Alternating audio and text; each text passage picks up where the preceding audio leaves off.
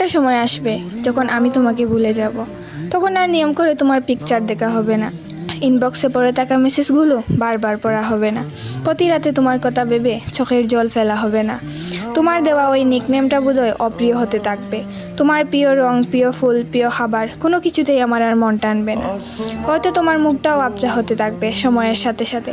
হঠাৎ তোমার নাম শুনলে কোথাও হয়তো বুকের ভিতর মুচড়ে উঠবে না। সেদিন বলো না আমি বদলে গেছি, বলো না আমি তোমায় কখনো ভালোবাসিনি। আসলে তোমার ছেড়ে যাওয়া আমাকে বুঝিয়েছে কেউ যাওয়ার জন্য উড়াল দিলে তাকে আটকে রাখা সম্ভব না। তাই আমি নিজেকে সরিয়ে নিয়েছি, নিজেকে বুঝিয়েছি তুমি আসলে আমার জন্য না। এমন না যে তোমায় ছেড়ে আসা সহজ ছিল বা তোমাকে বলতে আমার কষ্ট হয়নি। তোমাকে বলতে যাওয়ার আগে নিজের সাথে যুদ্ধ করেছি বহুবার মনে হয়েছে আমি তোমায় বলতে পারবো না। সব শেষে বুঝলাম তোমাকে বারবার বোঝানোর চেয়ে নিজেকে একবার বুঝিয়ে নেওয়াই উত্তম।